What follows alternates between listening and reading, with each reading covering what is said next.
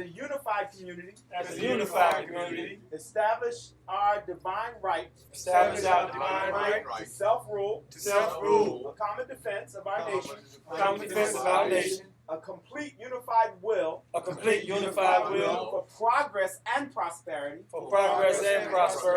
by and for our people, establishing justice by way of natural law and equality and complete autonomy as a nation.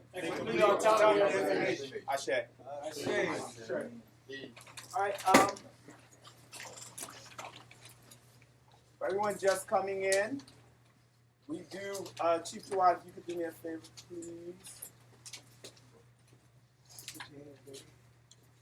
And make sure that each person coming in, one, signs in, and two, gets a copy of each of these, please. Here you are. Thank you, sir.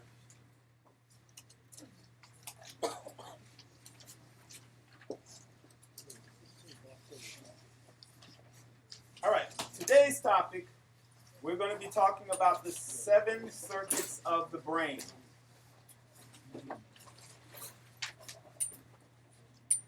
So, let me get this pulled up real fast.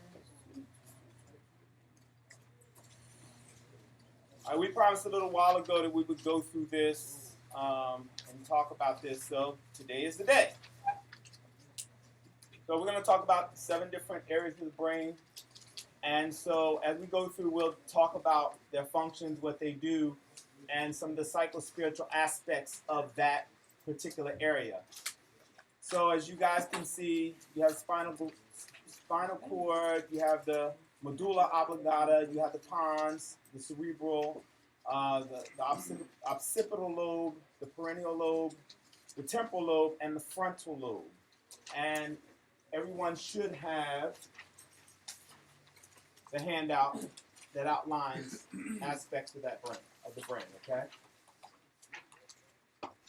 So, when it comes down to different areas of the brain, each of the areas of the brain creates or are responsible for certain functions within the body, okay? So, when you're looking at it, as you can see right here, it talks about the cerebral, deals with posture, balance, coordination, and movement. You have the temporal lobe, which deals with, they call it the Wernicke's area, which deals with language and comprehension. You have the occipital lobe, which deals with vision and perception. The perennial lobe, which deals with sensation, language, perception, body awareness, and attention. You have the brain stem, which deals with consciousness, breathing, heart rate. You have the temporal lobe, which deals with hearing, language, and memory. You have the buccola area, which deals with speech and control. You have the frontal lobe, which deals with movement, problem solving, concentration, thinking, behavior, personality, and mood. You have the sensory area, which deals with the skin sensation, temperature, pressure, and pain. And then you have the motor area, which deals with control of voluntary muscles. Okay? So each of those areas are very specific to what they do. So we're going to start with the first area of the brain, which is the brainstem. Okay, the brainstem is composed of a couple different areas, but the base of the brainstem it basically goes into the spinal cord. Okay, so that deals with the central trunk, and it is the mammalian brain, which consists of the medulla oblongata. Chief Jawad has them. The pons. The midbrain, and the continuing downward from the spinal cord. Okay, so when you're looking at the brainstem, the brainstem deals with a couple different things. One, it's considered to be the reptilian brain. The brainstem is where you have the ability to do just like reptiles. That's why they call it the reptilian brain. You have the ability to regrow various organs. So you know how we see people in this day and age, they get, they may lose a finger, lose a hand, lose an arm. They'll have something removed, like teeth or things of that nature. We're taught in this society that those organs or areas of the body cannot be regenerated. However, that's based on perception. That's based on culture and us just not knowing ourselves. So what you'll find is that reptiles. Let's think about a reptile. If you take something like a lizard and you cut off that lizard's tail, that lizard will go into a certain state and relax and literally regenerate its tail. So it's interesting because when every ovum, when it's first fertilized, if you take an ovum from any species on the earth, when it first becomes fertilized, you can't tell the difference of what's what. It's only over time of its growing that it begins to take on the form of what it is to be. So the reptilian brain, that portion of the brain, allows you to regenerate various areas, but the thing is your ability to tap into that regeneration. If that makes sense. Okay? So you'll find that this particular area of the brain, the reptilian brain, it deals with the unconscious position of just wanting to have shelter, have food, and sex. Shelter, food, and sex. That's it. Now, one of the things you'll find is that you can always tell where a person is living based upon what they physically actualize on a continual basis. How many of you know people that's all they know? How to eat, how to have some shelter, and sex. And that's all they're about. Anybody know somebody like that? Okay? So what you'll find is that they're locked into brainstem activity. They're not even up in the brain. They're at the very peripheral of the brain. They're not even operating in any level of intelligence because that right there is just a natural way or a natural existence. Every last being on the earth wants to be able to sleep, needs to eat, and will reproduce itself. Okay? So the thing is that what you'll find is that in order to actualize and control a specific area, you must be one level above. So if we're dealing with a brainstem that deals with reptilian, which is considered reptilian brain, and it deals with sex, it deals with food, and it deals with shelter, okay? In order to control that area, you must now be in a higher level of brain function. So you must be within the second area of the brain. So that's within the medulla, okay?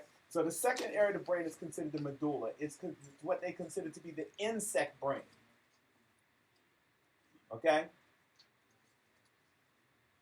So now when you look at the medulla, the interesting thing with the insect brain, and you correlate it to nature, what you'll find is that, like, if you study like ants are very much on purpose. They're not trying to be together to procreate. They're together because they recognize the value that they bring in working together. So if you ever notice, ants are on task.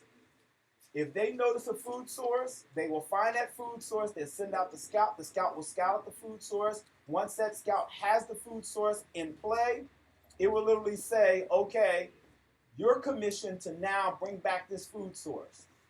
And if that job is not completed and you come back and you haven't completed your task, they will kill you. They will literally lop off your head. Ants are real interesting because it's a social construct that they understand that you must complete the task assigned to you. Now, as I'm sharing these things, just imagine if we had this understanding with one another, that when we come together, it's not just about procreation, because that's one aspect of life, but now having an understanding of the social construct that when we are put to a task, that we know that we will complete the task no matter what comes our way. Because you notice with ants, if you move the food source and they find it again, they're coming right back to that same space again. I mean, they'll come right back, you know? And I don't care what you put around them, unless you literally kill them, they will continually come and come and come. Ants are resilient in every way, shape, or form. Have anybody ever messed up an anthill before? You see anthill and you just go like that, and then you come back and it's back a day later, and you do it again, you come back and it's back. And I don't care how many times you mess up the anthill, the ants will rebuild. That is an amazing construct within our DNA as well. No matter how much things mess up, we'll always rebuild. Now, do we rebuild in the same exact way? Not always. Because you of course, want to learn from your mistakes. But the point is to consistently rebuild and consistently stay on point with that. The insect brain also, like I said, it talks about working in groups. The insect brain has no emotional bond. So it's not even about my emotions and how I feel about you. It's just about our understanding that we need to work together now to formulate something that's going to sustain us long term. Does that make sense? Okay. Then you have the cerebellum. The cerebellum. Okay. The cerebellum is considered the intellect brain of the bird brain, or what they call the avian brain. Okay. That deals with information. It's about pulling in information, not having as much information on board as possible. Real quick, I'm going to go back to when you're dealing with the brain stem, you'll find that people that have issues with alcoholism, they tend to be locked in the first circuit of the brain. That's the brain stem. So you find people that they themselves have issues surrounding alcohol and abuse of alcohol and things of that nature. That's because they're stuck in first circuit and they don't know how to move from first circuit. So the way they anesthetize or the way they calm themselves is through alcohol. The second circuit, which is the medulla, you'll find that their drug of choice would be heroin. And these particular energies, they studied these things for years. So when you have different things put into different cultures, it's based upon them understanding the chemical effects that these substances have on these various areas of the brain. So in order to get us not to aspire to our higher selves, what you'll find is that these different substances are propagated into the communities to dumb it down, if that makes sense. Okay? So the second area of the brain, the medulla, is controlled through heroin. Okay? The third area, which is the cerebellum, the drug of choice for that is cocaine. Okay? It will literally shut down specific functions to stop you from ascertaining higher levels of thought. Okay? One of the things when it comes to cerebellum, it's all about intellect and reading and studying and knowing information. Okay? This is the area that you'll find out that a lot of times, the way you'll find that a person is stuck in this area, because their contention is you got to get your degree. You have to have a degree. If you don't have a degree, you don't amount to anything. And a lot of times we'll buy into that philosophy of that degree is what creates who you are. However, remember the word educe means to draw out that which is already within. If education came from you, I'm not saying not to study. It's okay to study. But don't allow the constructs of the way we study to lock us into the precepts of you're only this thing because you studied it. So I'm a doctor. Why am I a doctor? I'm not a doctor because of getting the degree. That's who I am. If I sing or if I'm an artist, it's who you are. It's what you wake up in the morning thinking about. It's the very thing that just overwhelms and imbues your entire life. And when you get to the point where you have an understanding of that, that's when you can actually move from that other level. And now you can move into what's considered to be occipital lobe. Okay? Occipital lobe, it deals with emotions. Okay? Now, it's funny because occipital lobe, of course, it's about your sight and what you see, of course. What you see. But perceptually, it's not just what you see from your natural eye, it's what you see also from your third eye. Okay? And this is where you get that transition from the emotional, physical space to now the emotional spiritual. Does that make sense? Okay? And as I shared earlier, in order for you to master one area, you have to. No, I don't want this to do this. Let's see.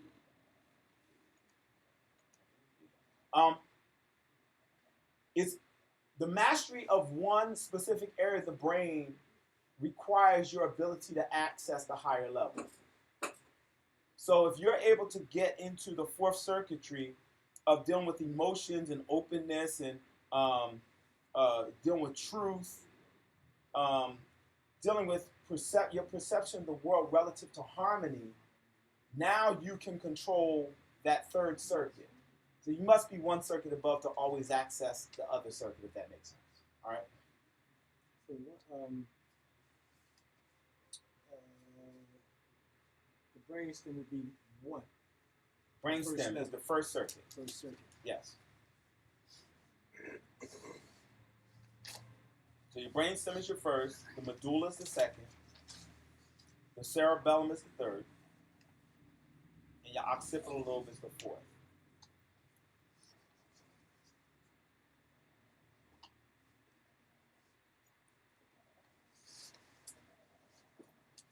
Now it's funny because how many of you ever heard the song by Tina Turner, What's Love Got to Do with It? Heard the song, right? Yeah. Nice song, right? What's love got to do with that? Right? And we sit there and we jam to it. But we don't realize that that's what, not recognizing love is what locks you out from getting into fourth circuit. Because fourth circuit is that you actually flow from the position of love and recognizing who you are, and you make what you do is from the bird brain or from the avian brain, what you're doing is taking in the information to gain intellect. But it's the fourth circuit portion of the brain where your decisions should truly be made from the heart. Because when it's a heart-rendered decision, you're flowing in natural law. When it's just an intellectual decision, sometimes your vision can be skewed, your physical vision can be skewed, but your intuitive vision always takes precedence. For example, how many of you have been sitting there one time and something comes up and it says, you know what, I shouldn't do this. And you say to yourself, I don't know why it's in my head I shouldn't do this, but we do it anyway. And then we end up in a circumstance where it's like, oh my God, I did that. Why did I do that? Oh, I knew I shouldn't have did that. Oh no. How many been there before? Okay? What you will find is when you make decisions from your heart space, from your intuitiveness, not from your emotion, because sometimes, especially as men, we tend to be very intellectual with, well, let me, add this together. When it comes to love, when it comes to emotion, it doesn't have rhyme or reason because it's flowing from a totally different level of perspective, Women tend to really ascertain this level of brain functioning faster than men because they tend to have an understanding of my heart space is my truth. Where men, we're afraid of our heart space sometimes and we don't want to be wrong. This is bottom line. Just don't want to be wrong. But when we recognize that the heart space is what's really going to lead you into the levels of knowledge and truth, then you begin to flow from that area. Now you'll find that the decisions that you make aren't the type of decisions where you regret because you realize that I've made it from my position of truth. Okay? So occipital lobe is important to being able to correctly understand what you see and are seeing. The lobes are to be very, very fast to process in rapid information. So that's, one thing you'll see with someone that has actually ascertained this level of brain function is they're quick with it. They're like this. They just got it, And so getting to these different levels will help you as you grow through various life circumstances because you realize you're not flowing from just information, but you're flowing from real position of truth. One of the major things to ascertain this level of brain function, one of the quickest ways, is through marijuana. Now, the interesting thing about marijuana is because the marijuana you will get in this society, it's actually dipped in a substance that prevents you from gaining Fourth Circuit. So you have to be cautious. You know, I'm not saying it's right or wrong, just information. You know, I like the way the Bible says, I've given unto thee every herb and seed-bearing fruit for thy healing. But a lot of times we don't understand or have an understanding as to how it becomes healing for us. There are different forms of marijuana, or what they call hemp. There's the sativa and there's the indica. The indica is very high in THC. THC is what will actually slow the body down and allow for the healing process to take precedence. This is why you'll find that people that use hemp oil that's made from the indica plant, it will actually kill cancer. It'll actually kill prostate disease. It'll actually kill fibroids and lumps in the breast and all kind of stuff like that. The reason why this society has removed our ability to utilize those freely is because they know the healing properties and they can't make money from it. Bottom line, I'm not making money from you in your cancer if you don't take my radiation, if you don't take my, various therapeutic treatments that you pay $10,000 for, but you can go buy some weed for $10. So where they making their money at? Just think about that, Glaucoma, there's medical marijuana where people will smoke it or drink it or ingest it for glaucoma. Well, think about glaucoma. Glaucoma happens where? In the eye. What is the eye? What part of the brain is the eye connected to?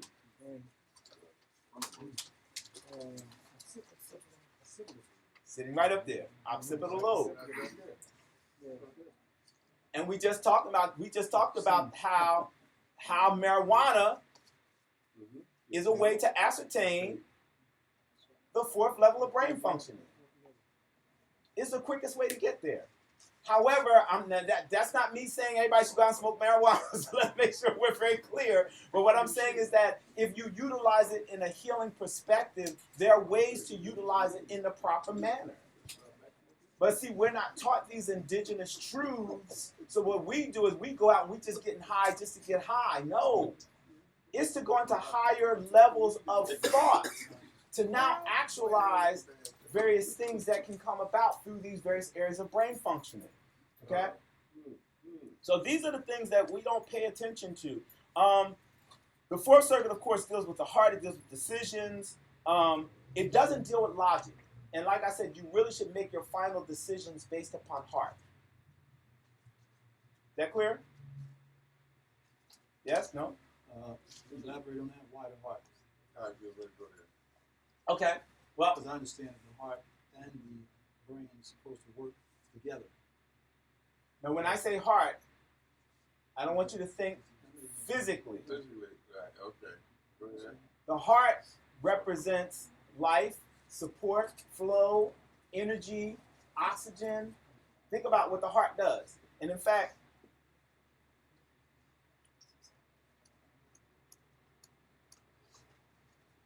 okay, so right here, here's the heart right here. All right, so you see what the heart does. The heart pumps the blood through the body, okay? It's carried through the veins, through the venules, and various circulatory systems. The purpose of the heart is it's the pump. It pumps blood through the body, right? As it pumps through the body, what is it delivering? What does the blood deliver? Oxygen, what else? Nutrition. Nutrients. Carries away waste. Carries away waste. Okay? So, if you have a high quality of blood, how do we get a high quality of blood? Eating. Eating proper foods, not just eating. If I go out and eat a pork sandwich, is that the highest quality? No. Okay? If I go out and eat a Snickers, how about a Twinkie? All that. Also dehydration.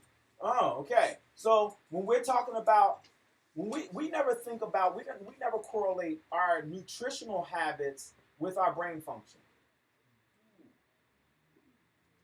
The brain uses about 75% of the sugar that's brought into the body, right? That's a lot of sugar. So if you eat a Twinkie or Snickers or ice cream, That's big. right? Or these different things, you know, that we do on a consistent basis, what are we doing to our bodies? Well, you destroying your health, Destroying it, break it dehydrating down yourself, now. so you are dehydrating your blood, then it can't flow properly in your body, can't do what it's supposed to do. Um, and of course, dehydration is bad because most of the brain is made of water too. You know, so then you can't function properly mentally, intellectually. You know, it affects you in many ways. And remember that when you eat sugar, sugar actually robs the body of vitamin B. What does vitamin B do for the body? And see, these are things that we intellectually don't really know how this works in our body. Vitamin B is brain food. Brain food and Energy, energy. right. Energy. So if sugar's robbing your body of vitamin B, and so now the stores of vitamin B are depleted, how is the brain functioning? So what levels of the brain would you be able to actually access? Sleep, eat, and have sex. Reptilian. That's it. Does that make sense? Yeah. There's no wonder why they're giving us putting so much of these substances in our community. Exactly. Yeah, And then when you deal with the alcohol, the cocaine, the heroin, they're locking you into the lower brain functions. If you notice, the first three areas of that brain, as you see here, when you deal with the spinal cord, the medulla, the pons, and the cerebellum, that's not even in the brain yet. You're not even up in the head. That sits down here. You start getting into the head once you get into the occipital lobe. That's where you really get into the head. All the rest of that is really below here. Make sense? Yes. So one of the things you'll find is that each of these areas help you to control various aspects of your body, various aspects of your spirit, your emotions, your mental, everything. Okay? So the next area of the brain is the perineal lobe. Okay? And it carries out some of the very specific functions as a part of the cortex. It has a lot of responsibilities and has to be able to process sensory information. Okay?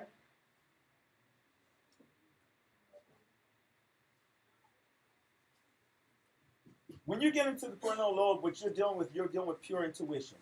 You're dealing with knowingness. You're dealing with the capacity to perceive past, present, and the future at the same time. So I want you to really think about this.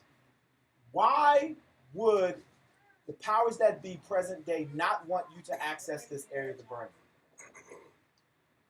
Like you said, you would know. I said, why would the powers that be not want you to access this area of the brain? Why do you think the society's locked into keeping you within those first three areas? The brainstem, the medulla, and the and the cerebellum. Yes, sir. So you don't actually use what you know from the past that you could possibly learn from the future to help you in the present. Exactly. And I want you to really think about that. Especially as we're building within this community of Arna, just imagine if you had the majority of people at this level, where they're dealing with intuitive knowingness. What do you think happens to the esteem of the people that we work with? Because most of our issues are deal with self-esteem. I don't trust you because I don't trust me.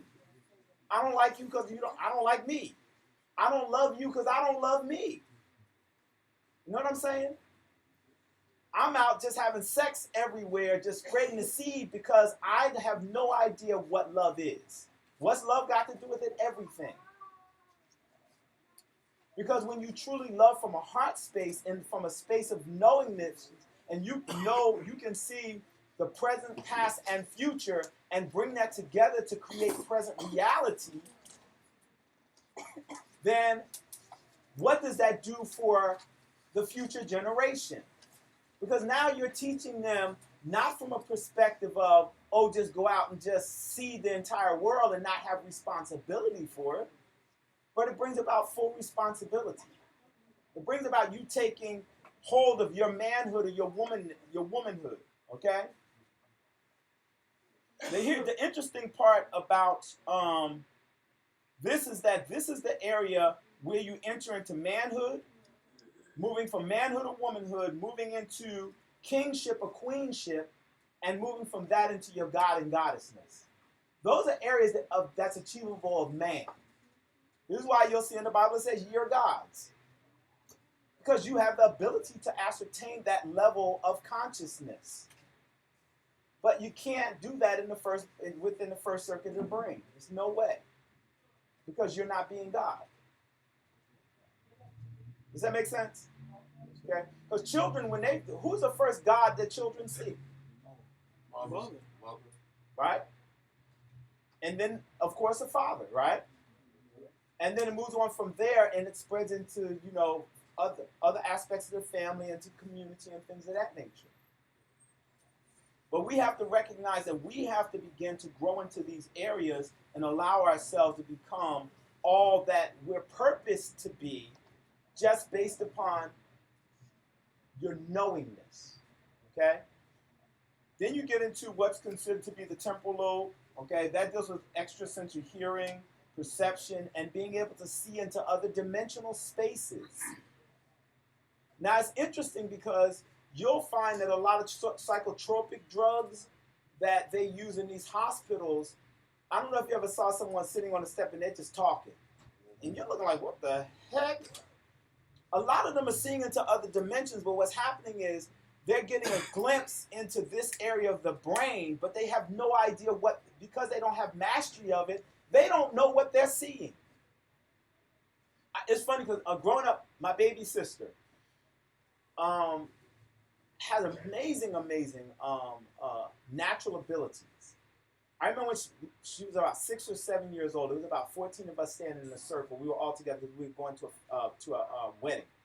And she stood there and looked at each person, and she told them stuff about their past, their present, and their history. At age 6 or 7, I'm sitting there like, I'm watching this young lady, and the reason why I knew what she was saying was real because she looked at me and my best friend, and she said, there are people that are trying to break you guys apart from being best friends. She said, but you guys are soulmates, and you're not to allow anyone to come in and break up this friendship because you guys support one another in a certain level of consciousness that is just not clear to people. Now, she had never been around us. She never knew that we had friends that were literally trying to break, literally trying to get, us to stop being friends. And I'm sitting there like, wow, how would she know this? Then one time she went to some type of art museum, and she looked at this thing on the wall, and she said, "Oh, this is from this particular dynasty during this particular period, while this particular queen was reigning, and da da da." And she broke it down. The curator looked and was like, curator went in the back, looked it up, came back and said, "How did you know this?" She said, "Oh, I can see it right there." That extrasensory perception, our children have this. But when they're sitting there playing and they're talking to the person that's in the room with them that you can't see, doesn't mean that they're not there. It just means that you don't have the extrasensory perception to perceive it. And if you were in your right mind, you would be okay to allow them to continually just do what they do. And instead of dumbing that down, what you would do is help them expand upon it. So what we used to do with her, when we recognized that she had extrasensory perception, we would have her sit. We'd start her out with, sit for 10 minutes, close your eyes, and search for the yellow light. Then we'd increase it from, 10 minutes to 20 minutes, from 20 minutes to 30 minutes, to a point where, she would sit for an hour as a child and search for different energies in herself to discover what they are. And it's funny because it got to the point where I could put someone on the phone with her and all she'd have to do is hear your voice, and she could give you a reading just like that. She's still doing these things. You know what? I believe she still is. She's actually out in Kansas, so she went to college out there. And so one of the things that she's been working on doing is keeping balance. Because when you get into those type of institutions, they begin to shut down that type of energy. And so you have to consider. So I mean, from what I know so far, yeah, because I know last time I talked to her, because I always test her. I always test her purposely. Hey, I'll just call, hey, what's going on? And if she asks me what's wrong, then I realize that she's still picking me up. If she doesn't ask me what's wrong and I'm going through something, then I realize that I'm like, oh, you're not centered. You need to now go center yourself. So she works a lot with crystal healing, with all different type of things to keep herself centered so that she's able to help other people ascertain different levels of healing as well. Yeah. All right? So then we get into the frontal lobe. Now, the frontal lobe is an amazing aspect of the brain. It uses the entire electromagnetic spectrum.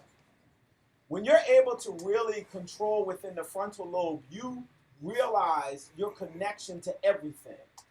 And you recognize that the energy that you're dealing with is going to naturally balance out because you're a conduit of energy.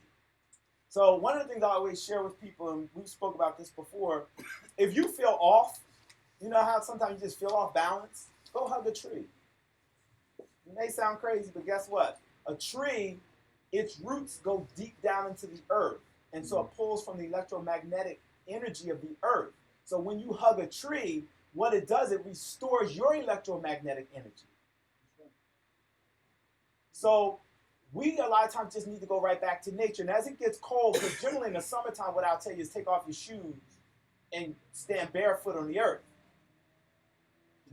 Another thing that's beautiful is in the summertime, or if you go to an island or something where it's warm, is a ritual that we do is walk out and come back and do it 7 times.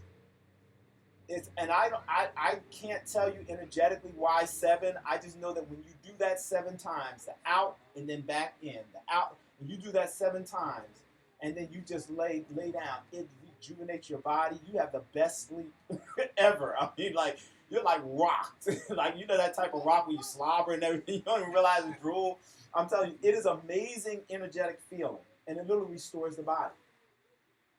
Okay? So when you're done with the frontal part of the frontal lobe, it deals with problem solving, movement, and social interaction. So, when you stand barefoot on the earth, we call that grounding. Yes. Where you're absorbing electromagnetic energy from the earth. Mm-hmm. But you can also do that through stargazing and sun gazing as well, right? Yes, that's true. Yeah, you can do that as well. One of the reasons why I like the connection to the earth differently, not better, just differently, is because I'm right here.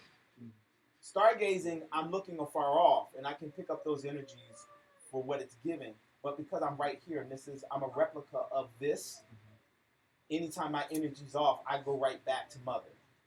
Just like we do. Think about it. When you're really going through something, who do you call? Mom! You know, that's the first thing we do when something's off. Now, when you want to be praised and you did something of achievement, you're like, Dad! It's just a natural energy. We all do it. We want Dad for the praises, and when I'm hurting and I need help, I want Mom. So, you know, when it comes down to it, I just look at the energy of the earth, the other earth, the Mother Earth, the mothering that Earth gives me. So I always go back to the earth. But again, stargazing and also solar gazing is great. If you do solar gaze, if you have never done it, don't go staring in the sun because you will mess yourself up. You want to close your eyes and just let the beam of light be there. You will see all different type of color spectrums and everything begin to happen. Over time, once you're used to it, you can, but I would start just for a few seconds staring at the sun, come away. Stare at the sun, come away. Over time, you can actually stare into the sun. But don't do that immediately because you will damage your retina and all kind of things in the eye. And you wonder why I'm seeing spots while I'm walking, things floating around, lions and tigers and bears. You're like, oh my, you know. So you just got to be cautious when you're starting out some of those things, okay? As we talked about earlier with the various lobes of the brain, you can tell where a person is functioning based upon their inability to deal with different areas. So if you see that people have issues with problem solving, movement, and social interactions, you know they have not ascertained frontal lobe activities. Most people have not got to this area. Some of us have hit it every so often, but not a whole lot. When you deal with the parietal lobe, of course, the ability to hear and to see. I like in the movie Avatar where it says, I see you. That's when you have the ability to hear God in the voice of others. Not think that it's only about you. So when you have that ability to really hear God in the voice of others and you're able to take it and metabolize and say, wow, thank you for just simply adding to my life. And then when you deal with the parietal lobe, of course, dealing with that that ability to allow yourself to process that sensory information, in a way that you're not like, it has to, again, just come from me. Occipital lobe, it's all about your intuitiveness, your heart, making decisions from the heart. When you find that people have the inability to make decisions from the heart, trust me, they're down in the cerebellum. Okay? They just haven't got there yet. And it's okay. And of course, medulla, and then as we go back, let's see. All right, so I just like this little thing, the way it kind of like showed up. It just shows, your ability to see, your ability to hear, your ability to process information, your ability to think through issues, circumstances, and just be into your creative self. I'm sure you guys recognize this emblem called an ankh. What it deals with is it really talks about the circle of Willis. A lot of people come with a whole bunch of different theories as to what the ankh was made from. Some people say it's the penis and the vagina coming together to create life, and the cross part deals with life and yeah, okay.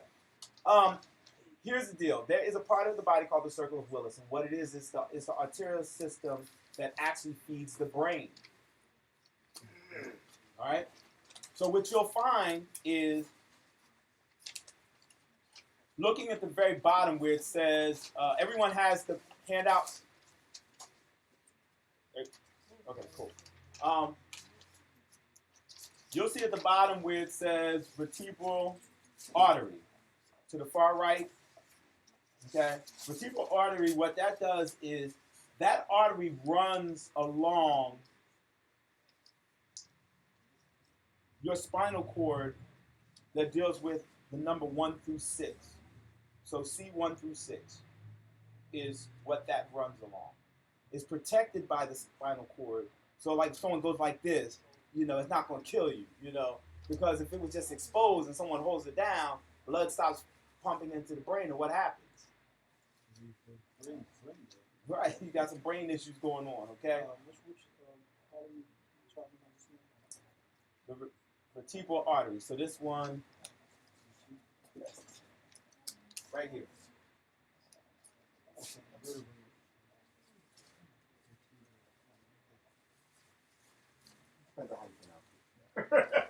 So this one right here, all right? This one runs along, like I said, C1 through 6.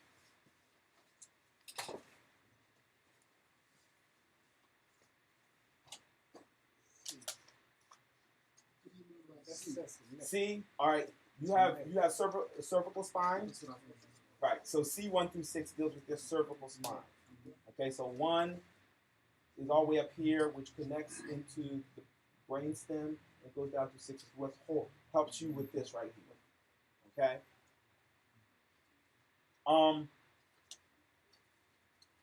The purpose of me showing you this was really for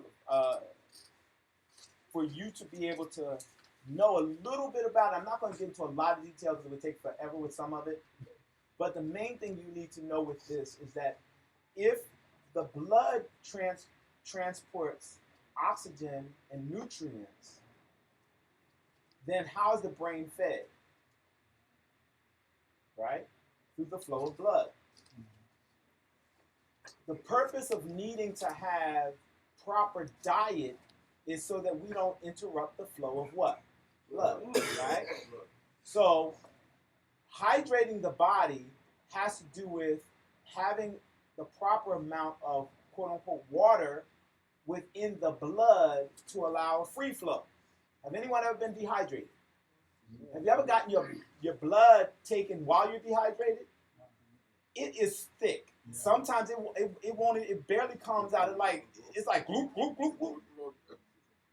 When you're well hydrated and you go give blood or have blood taken, it goes go right on through, right?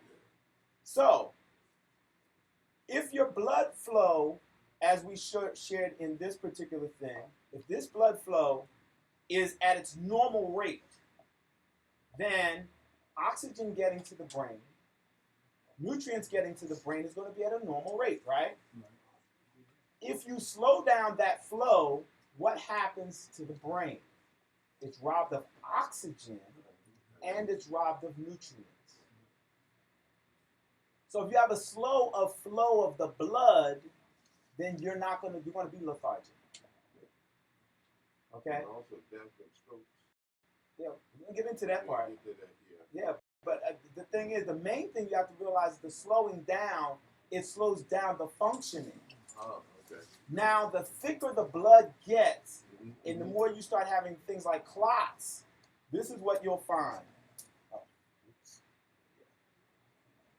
This is one of the reasons why sugar is so dangerous, Mm-hmm.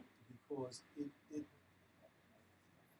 thickens your blood, it dehydrates the blood, Mm-hmm. so the blood thickens, and also they stick together, Mm-hmm. and it doesn't flow properly. So it causes damage in many ways. Not only you are damaging your immune system, Mm-hmm. and many other things that it does. You know, you're feeding the bacteria that loves the sugar, which Mhm. proliferates in your body, Mhm. which causes problems. So sugar is definitely a real problem. It's a pure chemical. You might as well be taking cocaine. And it's funny because it's not only sugar, but also any denatured product. Yeah. Okay? So anything white. That's what If we it's said. white, it's bleached. Agreed. There's nothing Starch. really natural in nature that's just white. So your white sugar, your white rices, White bread. you Except get the white snow. bread. Snow is the only thing. Yeah, right. You know what I'm saying? So the funny thing is that, and how many of us want to stay away from some snow? I don't want to get no snow. So the thing you'll find is this. There is an area, this is like a dumbed down version of the Circle of Willis. There are arteries right here that feed into different areas of the brain as well. This is where generally you'll have some type of embolus or some type of clot that forms. And if it forms right here and it blocks that blood flow, that's where strokes occur. But that stroke is occurring due to blood flow and having debris in the blood. What is the filter of the blood? Liver. So we talked about this before. When's the last time you done a liver cleanse? Okay? Because think about this. For those of you that drive, or even for those of you that don't, drive a car for an entire year, never get an oil change. What happens to the engine? Once you climbed up. Clogs up, it seizes, it dies. Heart attack. What's your engine? Your heart. Right. Your filter is your liver. The oil is the blood. So we must clean the filters to make sure that we have full functioning of the various areas. And we talked about this before. When it comes down to you having a, you ever seen somebody with hepatitis or jaundice of the liver, and their eyes turn yellow? Okay. Yeah. Now, so if you have filter and it's showing up in the eye, what that's saying is that the eye is a corresponding organ to the liver. And if it's a corresponding organ to the liver, then what portion of the brain is it corresponding to? The occipital lobe. See how we correlate that? And one of the next lectures we do, we'll literally go through each area of the brain and correspond it with different organs, so you'll see. But I just want to do that general overview, and gave you the handout so you have a little bit to study. Yes. How do you cleanse the liver? How do you cleanse the liver? There are different things you can do. There are different herbal complexes that you can take. You can either see myself or, of course, Princess Ali. We both work in herbal health. I never talk about this. Actually, I didn't even introduce myself. My name's Troy Smokes, operating chief of Shechem Exum. And background, I have my degree in massage therapy and in herbology, but I did it from a very grassroots perspective. Yes, I did get a degree in a college. However, I studied with people like Tony Moore, one of the herbologists here in the Philadelphia area, people like Kumit Hepshowitz, studying colonic therapy, people like Ron Norwood, studying iridology, studying with Laila Africa, for those of you that know him, people like Dr. Drew Pukrum, and, just work Mariam House, studying chakra healing. So, I mean, I've studied with a lot of the quote-unquote greats right here from Shechem Exum, Philadelphia area, but then also, took it further and went on and got a degree in it. So, I work with hands-on healing. I've had people say, oh, I have a migraine. I say, okay, come here, boom, boom, boom, boom. They're like, my migraine's going, what you do? Or I take African dance, we're dancing, somebody all of a sudden falls out because they got a pain up in here, and I go into the foot, and just boom, boom, boom, boom. And they're like, oh my God, I don't feel a pain. It's like, it's just interesting. And then when you add the herbs into it, because 9 times out of 10 it's dealing with blood flow, dealing with the fact most people have never done a liver cleanse. We live our entire life and never liver cleanse. And then we wonder why we can't gain other areas of brain functioning. Well, if the liver is clogged, then of course the blood is thick. If the blood is too thick, it's not flowing through the body as well.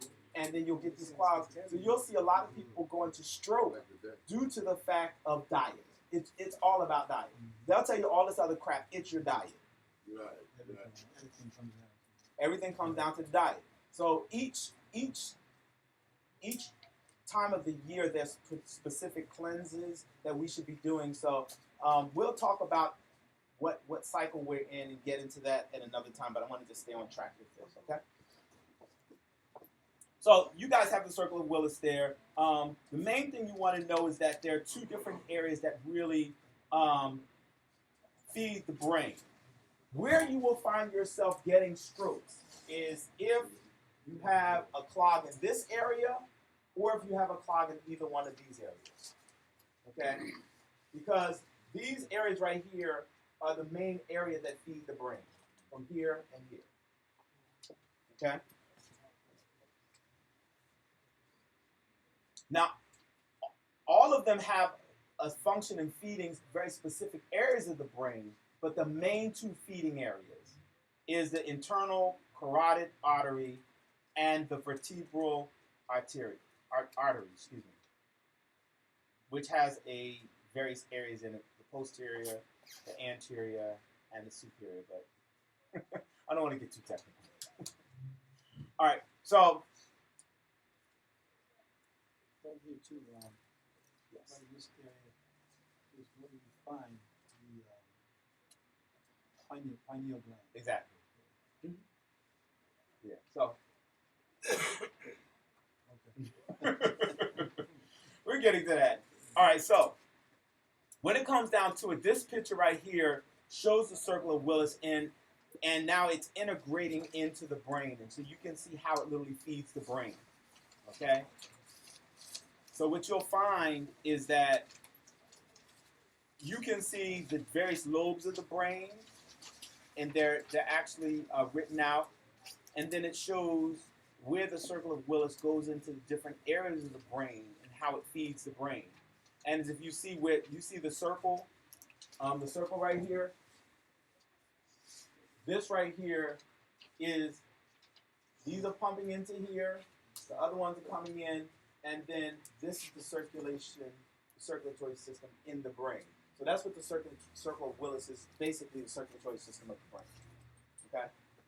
If you're finding that you are losing memory, you find that your memory, your thought process is cloudy, If you're finding that you're not able to ascertain different functions, then it's dealing with your diet, one, it's dealing with your brain, your blood flow. And you need to now look at different organ systems and see where they're not receiving proper nourishment. Because there's going to be a correlation for each area of the brain relative to that organ. Okay? This right here shows the aorta, and then it shows how it connects into the. So, of course, the aorta comes off the heart, the main artery coming from the heart, okay? And then it's feeding into the frontal lobe and into the back lobe. So all of this is happening all up in here. Okay. I get excited about this kind of stuff, so it's kind of boring, but I get excited. So this right here is kind of a picture of the artery system without the brain in it. So you can kind of see how essential this particular system is with maintaining functioning of brain, but then also just blood flow, oxygen, nutrients, all this. So these areas, they maintain their cleanliness by keeping the blood clean. Blood cleanse goes right back to the liver. So all these different organs, they correspond with one another in how they keep the body in just a homeostasis. Okay? When we talk about living in accord with natural law, you can't tell me you're living in accord with natural law and you're eating steaks and fried chicken and pork and beef and all this different type of stuff, because what it's doing is clogging the arteries. And when the arteries are clogged, then can the brain function properly? Because it's not receiving proper blood flow. Now, I'm not telling you how to eat, but what I will say is, I'm being nice about this. No, I put it like this. I went through the transition of growing up eating. My mother would buy a quarter hind cow 1 month and then a half a pig the next month. A case of chicken every month. But the beauty of it was my mother, she always bought cases of fruits and vegetables. So like for snacks, we weren't eating cake. We were eating your bananas. We were eating your apples, your oranges. But when she went and she shopped for meat, she shopped for meat. I mean, like, my mother had 7 children. She was feeding the army.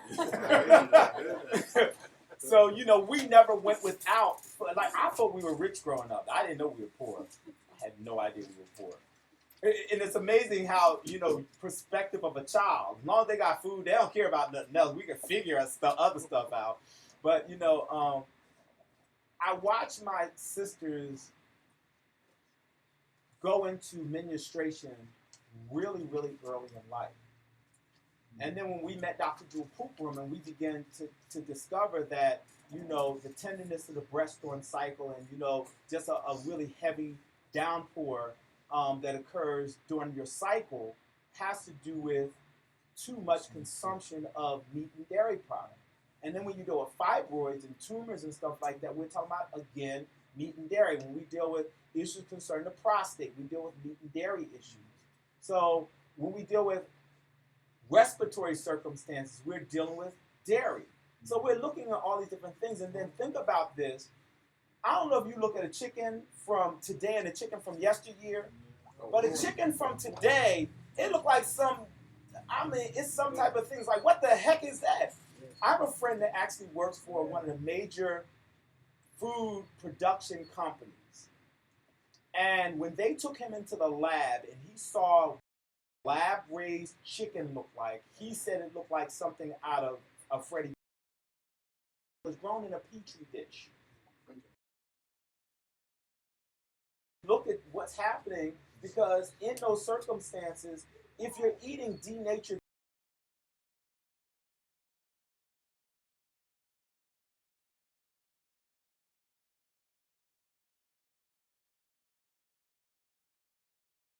hormone and antibiotics, steroids, and all this stuff. When it's fed to you, do you think all of a sudden those hormones and things have died off? Then we wonder why our children are growing at such enormous and crazy rates. And it's really because of the food that they're eating. Okay? So, this right here, the way this correlates is because whatever you eat becomes part of the nutrients for the blood. So whatever is going through the blood gets into the various areas of the body. And as it gets into the areas of the body, either it's creating and maintaining your humanness, or it's turning you into a beast. Yeah. We wonder why some of us have those bestiality attitudes and issues and mindsets, and why we talk to one another in very, very negative ways. And we're not in harmony. It's because of what we're eating. Yes, sir. Yeah, just like in the prison, it says on the food in there, on the boxes, not fit for human consumption. Really? Yeah. Did you guys hear that? Yeah. Did you guys hear what he just shared? You can say that again, Brother Derek? In the prisons, the food they serve the inmate and staff, it says not fit for human consumption. So what is that saying? And how they view you. Right. All right. So we saw this earlier. This basically is showing the pulmonary system and how the blood flows through the body. And every area, every inch of your body receives nutrients from the blood. So when you eat, either you're adding to your life or you're taking away from your life. And I just want you to think about the things that you've eaten in the past 24 to 48 hours. Were you creating life for yourself? Or were you creating death? And we must really think about this. Like, really, am I killing myself on a daily basis, or am I creating life? Brother Charles. That's one of the things that Brother Africa says in his book. He said people are literally eating themselves to death. Yeah. All right. So this right here kind of like gives a good visual schematic of how the veins and venules and the heart and everything in the circulatory system. So you'll see that the heart basically pumps, and it literally pumps through all of these various veins and venules. So it's not only going to the feet, but it's coming all the way down to the hands and going up into the brain.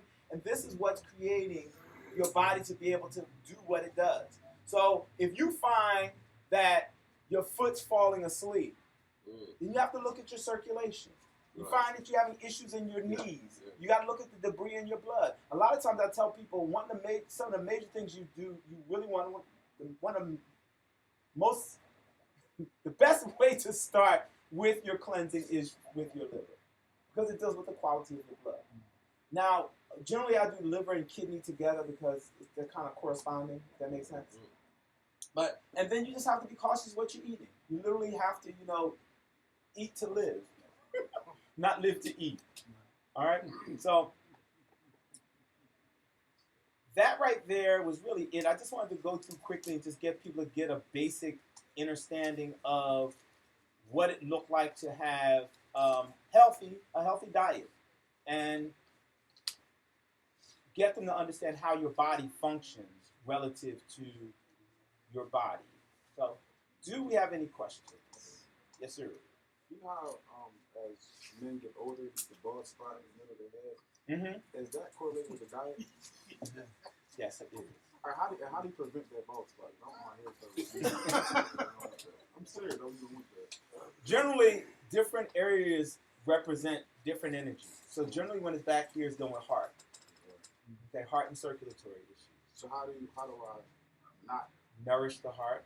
But not just how do I not lose hair?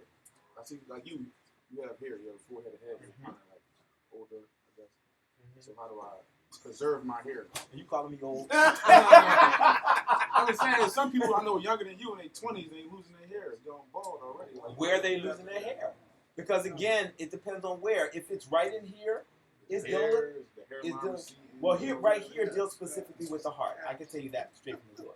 So, one, you have to look at the nutrients of the heart. What gives nutrients to the heart? Because what you'll find is that the circulatory system, the way it works is it deals with what's least important.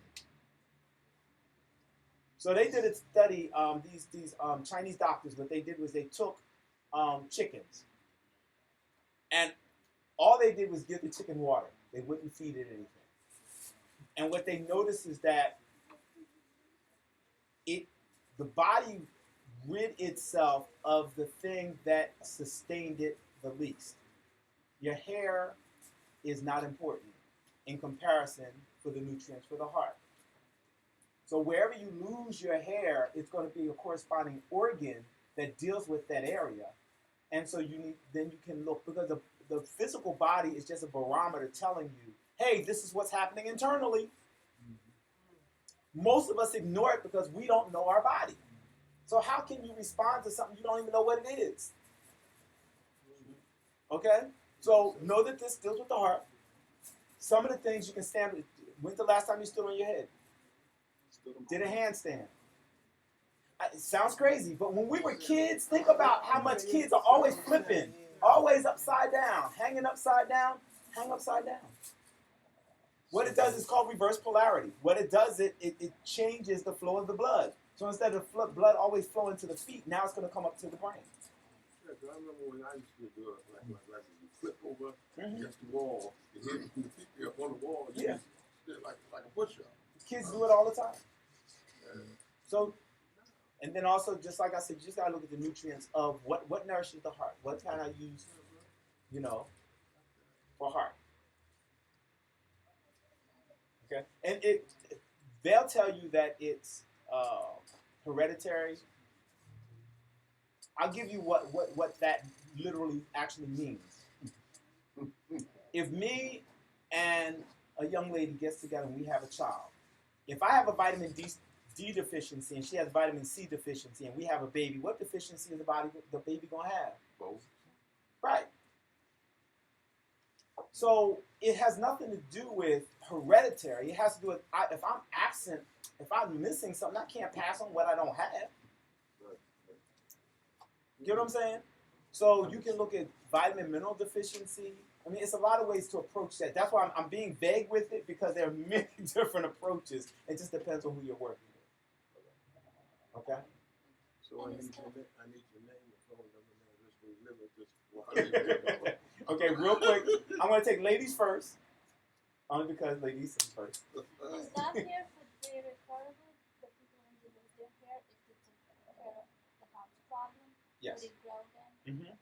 I had a gentleman that actually,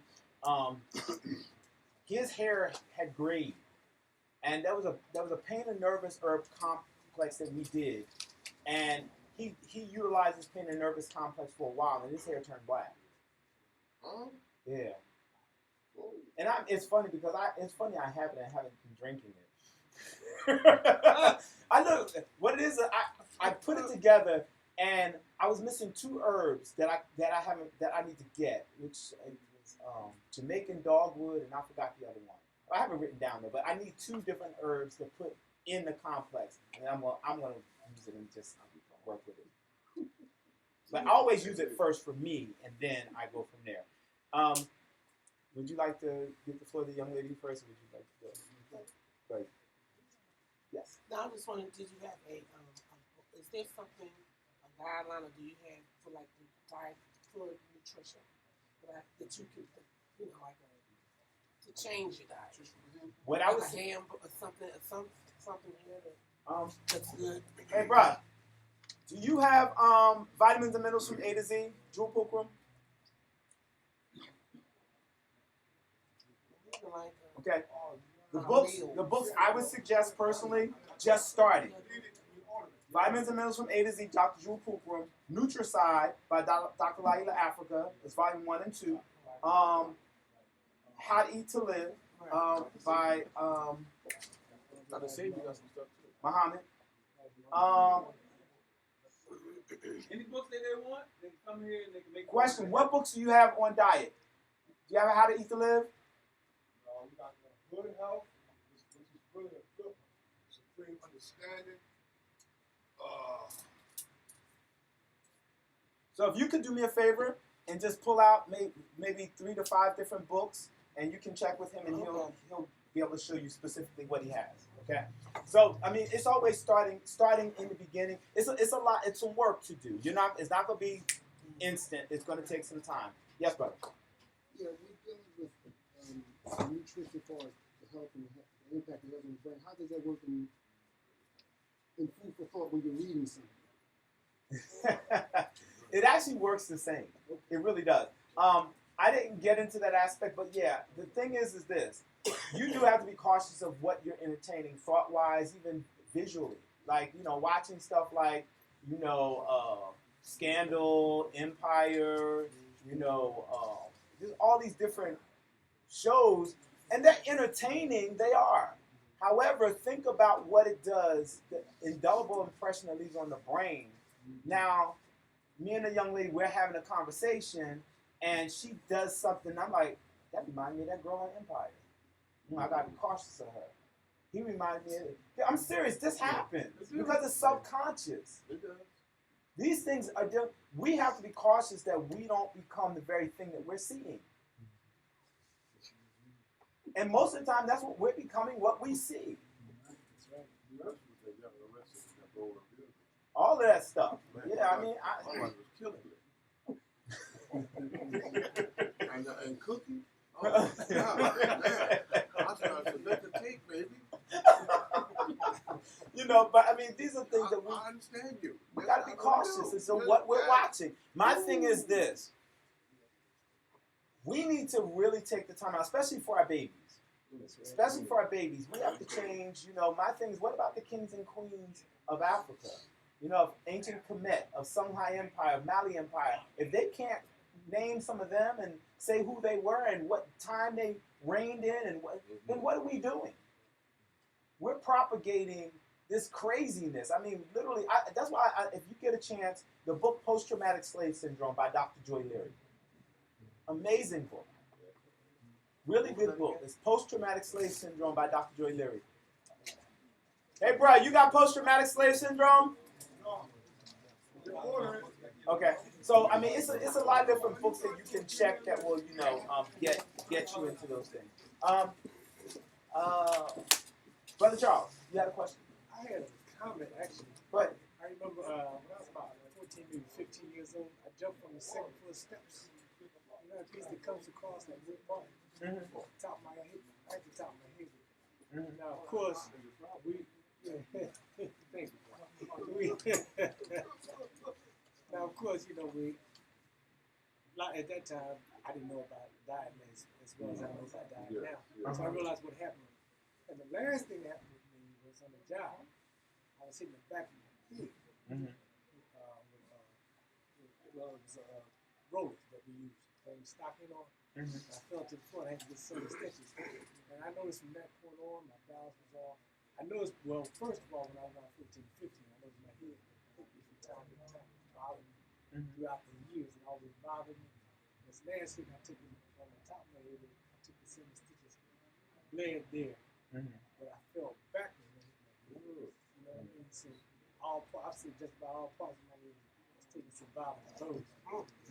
I realize now how important diet is. Right. But if there's anything that's out there that I can speed up, a little bit more, to get to my blood, the oxygen to my blood, whatever else plus in my body, because I'm popping in every day, I'm snapping, crackling, popping other things now. So that's more a comment and a question too. Is there anything other than what I'm taking out that I can help boost what's going on with my one of the things that you'll find is that this society does not support our health. This is the promise they give you. Take this little white pill, and in 7 days you're cured. However, my thing is that if you synthesize something in a laboratory, you give it to me as synthetic. It's not organic. And so the body responds to organic substances. So what we're to do is take organic substances and metabolize them. Here, I'll give everyone a homework assignment. Go out in your area, around your home, so whether you own a home or whether you're in an apartment building, whatever, and walk around and just take a picture of the different weeds in the area. And then look up what that weed is. what you're going to find out is that the earth will pick up the vibration of the people around it and will naturally produce what the body needs to heal. So I'm looking at So you have a bunch of dandelion around you, then you'll realize that that's what you need to heal. If you got a bunch of burdock or a bunch of psyllium or, pennyworth, or there are different herbs that are naturally growing around us, but we don't even realize they're herbs because we were told they were weeds. yeah. You know how they tell you with dandelion to take and spray it to kill it? Dandelion, if dandelion's growing around, you make some dandelion tea, some dandelion leaf salad, something like that. Those things are for your consumption. Excellent. But what's amazing is we'll go to the store and pay for this stuff that grows right in our backyard instead of picking it and washing it. It came from the earth. At least you know what's in your yard. You have no idea where these people got this stuff from sometimes. Right. So, the thing is that we have to we need to get back to being an industrial society. We need to get back to doing, farm work and having our own gardens and, having just our different things that we need for ourselves versus having so much dependency on an outside source to provide for you that which you desire and need. Okay? Any other questions? Back to the lane.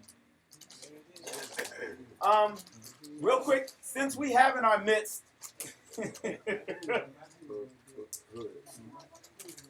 anything, Chief? Can you at least come up and say hi? We have both Chief Amir and Chief Ali, so we're going to ask both to come forward and speak to the crowd. Definitely, we appreciate your time today. Hopefully, was this insightful? Yeah. Was it helpful? Okay. Were you able to gain something from it?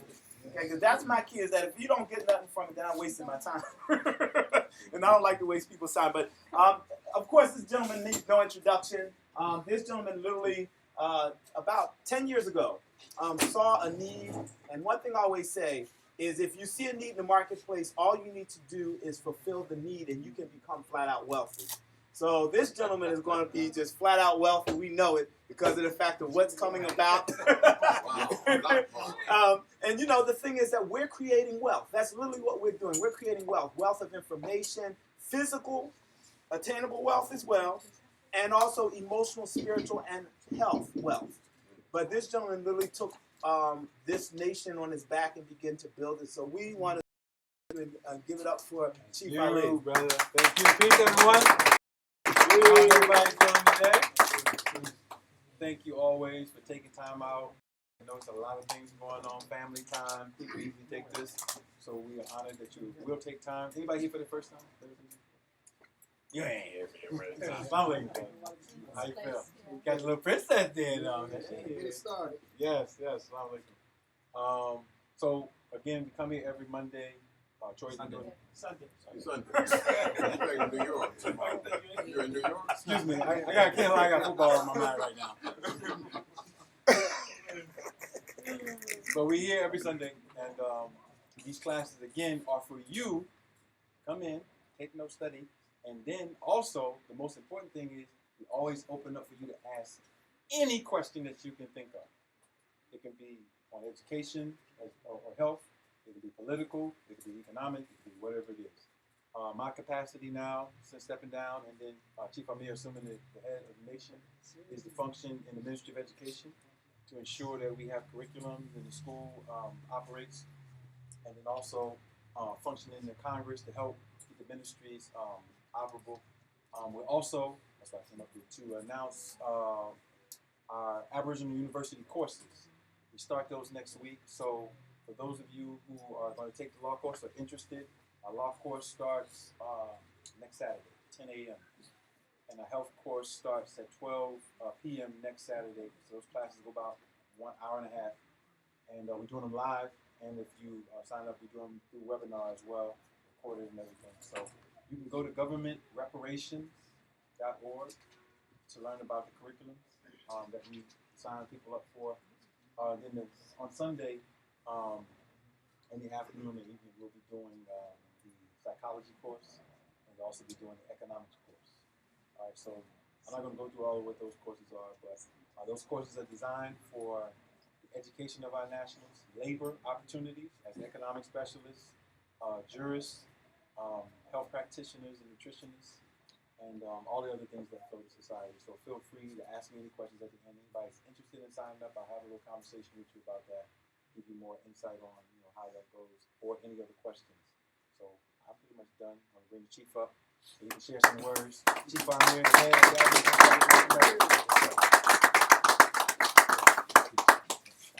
Peace. How's everyone doing? Peace. Thank you. Guys, all the information out. Go ahead. Oh, he about to, yeah, he's clicking switches like click, click, click. I'm not doing any teaching. I just wanted to say peace to you all. Thank you all for coming out. If there's anything that we can do for you, let us know. Also want to introduce our dear brother, Chet Ucharel, in the back. He is our chief minister of the Jewish Society. Yes, sir. Stand up for us, brother, so they can see. Yes, sir. He is an integral part of the things that we're doing going forward, setting up our laws, our Constitution, and making amendments to our Constitution as well, and making amendments to the Law Master Program. So if you're interested in, as Chief Ali said, please reach out to him. You can do it with Facebook or government. It's up on government reparations. It's up on that website as well. All right. All right, just real quick, everybody. Here's the circumstance that we're looking at. When we're dealing with these courses, they're not just courses. These are fundamental options that you have to really truly move yourself forward in career paths. So, with Brother Chedeb, master in law. When I say master, because he has the ability to go into a court of law and to literally speak and get remedy. How many of you like to be at that position? You know what I'm saying? Now, and I'm talking about speaking from both areas of knowing jurisdictional law, but also knowing international and contract law. So the fundamentals come about through the class. So for those of you that are interested in law, you want to take the Law Master's course because it's going to give you some true functionality in your daily life. It's not just about, oh, I took a class. When it comes to Health Masters, you're really going to be able to become a practitioner in this area. But anything worth having is worth working for. It's not going to be that you take the course today and you're a master tomorrow. You take the course because it gives you the foundation and fundamentals for you now to go out and actualize that what you're looking for. For instance, I took massage therapy. I started my massage therapy back in 96. I got my degree in 01. However, I've been working consistently in the field. So people come to me and I'll start working. They're like, well, how did you know? I can't tell you. It's just naturally, it's me. It's who I am. Same way when it comes to this stuff. Brother Chedeb, I can tell you, if you mention him something, he'll say, oh, your article such and such, such and such. I'm like, how do you know that? Because you've been working with it. Chief Ali, if you come to him and say, I'm having this issue with my such and such, oh, wait, this herb right here, that herb right here, because he's been working with it. Especially cosmology. I love when he does the cosmology piece, because you're sitting there, I'm sitting here like, now I know some cosmology, but I'm not quite there. And I'm sitting there like, he got that by how? What? Could you redo that again? You know, but it's because he's working with it consistently. So the purpose of the class is to get you the foundation so you can go out and begin to work and nurture that it becomes a gifting. Because it's really naturally, normally a gifting with you, but you just need some structure in how to function with it and move forward. Also, for each person that came today, please see Princess Ali. We do take donations. Each class we ask everyone to donate about $10. The reason why is because these lights have to stay on. You guys have some heat up in here. You use the bathroom, you use the water. You know, and then also Chief Ali, I'm not Chief, what is your name? Chief Tuwai. We all got it is Ali, right? Chief Ali and Princess Chief, Ali. I know Princess, all the princes and chiefs. We have, do you have lasagna or only spaghetti? I think everything's gone. Lasagna, spaghetti, we have the sea moss, different things, so definitely patronize him. And if you do have different things that you do, bring it to us. Let us know about it so we can see how we can implement it into what we do. Because we're about growing together as a community, functionally, and working with one another. Peace. I appreciate everybody for coming out today. Thank you for taking time out and just listening. Yes, they did. Did anybody have any other questions concerning the classes or anything? All right, we're good? All right, all hearts and minds are clear. We appreciate you. Peace. Thank you. To gods and goddesses, look forward to helping you as we move forward.